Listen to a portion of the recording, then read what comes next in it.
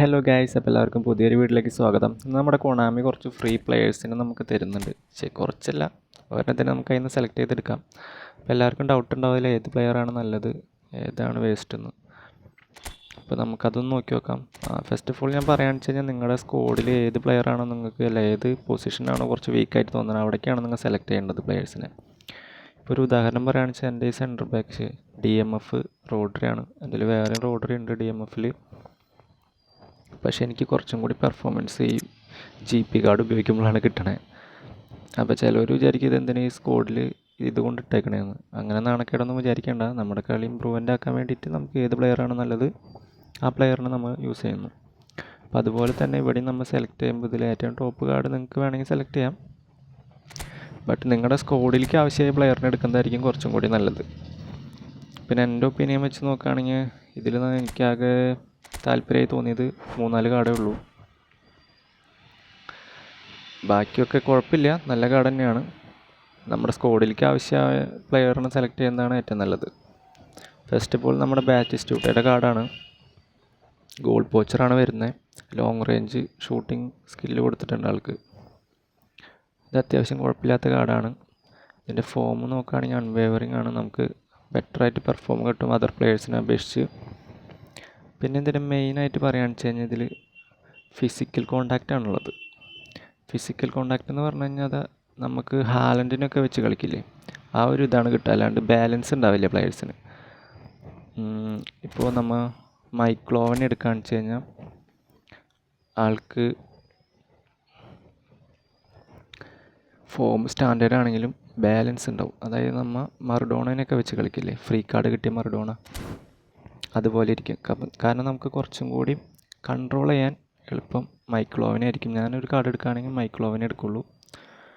പിന്നെ ഇതിൽ നല്ല കാർഡ് എന്ന് പറഞ്ഞു കഴിഞ്ഞാൽ മൈക്ലോവൻ്റെ സ്റ്റാറ്റസ് പറഞ്ഞില്ലല്ലേ,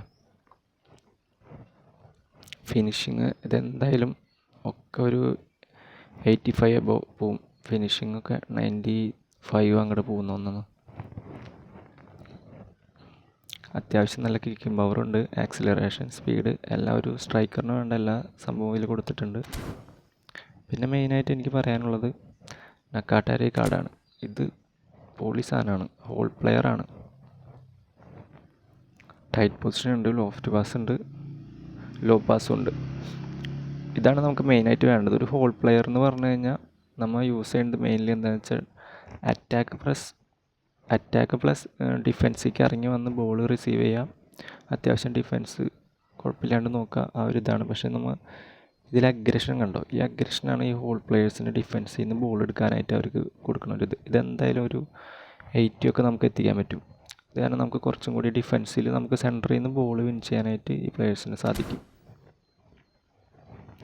പിന്നെ എനിക്ക് വാൻ ബൈറ്റൻ എന്ന് പറഞ്ഞ ഈ സെൻറ്റർ ബാക്കിൻ്റെ കാർഡ് എനിക്ക് നല്ലതായിട്ട് തോന്നി. കാരണം എന്താണെന്ന് വെച്ച് കഴിഞ്ഞാൽ ടാക്കിൾ കണ്ടോ, ടാക്കിളിങ് നമുക്കിപ്പോൾ ഈ ഫുട്ബോളിൽ വളരെ അഡ്വാൻറ്റേജ് ആയിട്ട് യൂസ് ചെയ്യുന്ന ഒരു സംഭവമാണ്. കാരണം മിക്ക ടാക്കിളും ഫൗളൊന്നും വിളിക്കുന്നില്ല, നമുക്ക് സിമ്പിളായിട്ട് ബോൾ എടുക്കാം. അതിപ്പോൾ പിന്നെ ഏത് സൈഡിൽ നിന്നായാലും നമുക്ക് ടാക്കിളിങ് സ്കില്ലുള്ള പ്ലെയേഴ്സിനെ വെച്ച് ചെയ്യുമ്പോൾ അത് ബെറ്ററായിട്ട് പെർഫോം ചെയ്യുന്നുണ്ട്. മറ്റേതെന്നൊക്കെ പറഞ്ഞു കഴിഞ്ഞാൽ നമ്മൾ ടാക്കിൾ ചെയ്യുമ്പോൾ അപ്പോൾ തന്നെ ഫൗൾ വിളിക്കുക, റെഡ് കാർഡ് തരാം, ആ സംഭവമായിരുന്നു. ഇപ്പോൾ അത് കുറഞ്ഞിട്ടുണ്ട്. ഹെഡിങ് ഉണ്ട് അത്യാവശ്യം, അതായത് നമുക്ക് കോർണറിക്കൊക്കെ കിട്ടി ഹെഡ് സിമ്പിളായിട്ട് കുത്തിടാൻ പറ്റും. പിന്നെ ഫിസിക്കൽ കോണ്ടാക്റ്റ്, ജമ്പിങ്, ബാലൻസ് കുറവാണ്. ബാലൻസ് കുറച്ച് സീനാണ്, പക്ഷെ എന്നാലും കുഴപ്പമില്ല. ബാക്കിയൊക്കെ പക്കയാണ്. നിങ്ങൾക്കൊരു സെൻട്രൽ CBനെ ആവശ്യമുണ്ടെങ്കിൽ അത് സെലക്ട് ചെയ്യാവുന്നതാണ്. പിന്നെ എനിക്ക് ബാക്കിയുള്ളവർ നോർമൽ പ്ലെയേഴ്സായിട്ടാണ് തോന്നിയത്. ഞാൻ സെലക്ട് ചെയ്യുകയാണെങ്കിൽ ഈ 4 പ്ലെയേഴ്സിൽ ഏതെങ്കിലും ഒരെണ്ണം സെലക്ട് ചെയ്യും. അതിൽ മെയിനായിട്ട് മൈക്ലോവനാണ് ഞാൻ നോക്കുന്നത്. പിന്നെ ബെർക്കാമിൻ്റെ ഈ കാർഡ് ഹോൾ പ്ലെയർ തന്നെയാണ്, അത്യാവശ്യം കുഴപ്പമില്ലാത്ത കാർഡാണ്. ഞാൻ പറഞ്ഞില്ല, നിങ്ങൾക്ക് പൊസിഷൻ ഏതാണെന്ന് വെച്ചിട്ട് നിങ്ങൾ സെലക്ട് ചെയ്യുന്നതായിരിക്കും നല്ലത്. പിന്നെ എനിക്കിതിൽ റൈറ്റ് ബാക്ക്, ഇത് അറ്റാക്കിങ് അവെയർനെസ്, അറ്റാക്കിങ് ഫുൾ ബാക്കാണ്. ഇതെന്താണെന്ന് വെച്ച് കഴിഞ്ഞാൽ നമുക്ക് എൻ്റെ കയ്യിലിപ്പോൾ തുറാംക്ക് എടുക്കുന്നുണ്ട്. പക്ഷേ ബെറ്ററായിട്ട് എനിക്ക് എൻ്റെ ഒരു വേറൊരു അക്കൗണ്ട് ഉണ്ടായിരുന്നു, അതിൽ നിങ്ങൾക്കൊക്കെ അറിയാമായിരിക്കും, വാൻ ബിസാക്കാരുടെ ഒരു കാർഡുണ്ട്. അത് ഓവറോൾ റേറ്റിംഗ് 98 അങ്ങോട്ട് പോകുള്ളൂ. പക്ഷെ പക്ക പെർഫോമൻസ് ആണ്, ഒരു രക്ഷയില്ല. ശരിക്കും പറയുകയാണെങ്കിൽ സ്റ്റാറ്റ് നോക്കിയിട്ട് കാര്യമില്ല. നമ്മൾ പെർഫോമൻസ് ഗെയിമിങ്ങിൽ നമ്മുടെ ഗെയിമിനനുസരിച്ച് ഏത് പ്ലെയറാണ് ബെറ്റർ അതിനാണ് നമ്മൾ തിരഞ്ഞെടുക്കേണ്ടത്.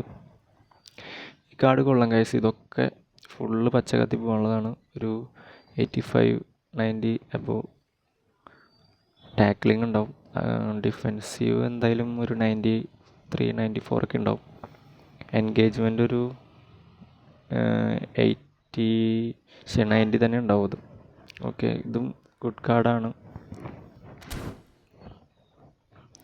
അപ്പോൾ ഗൈസ് ഇത്രയൊക്കെ ഉള്ളൂ ഈ വീഡിയോ. എനിക്ക് ബാക്കി പ്ലേയേഴ്സിനൊന്നും വലിയ കാര്യമായിട്ട് തോന്നുന്നില്ല, അതാണ് ഇത്രയും പ്ലേയേഴ്സിൻ്റെ കാര്യം പറഞ്ഞത്. വീഡിയോ ഇഷ്ടപ്പെട്ട എല്ലാവരും ലൈക്ക് ചെയ്യുക, സപ്പോർട്ട് ചെയ്യാം. മറ്റൊരു വീഡിയോ ആയിട്ട് നാളെ കാണാം. Okay guys, by.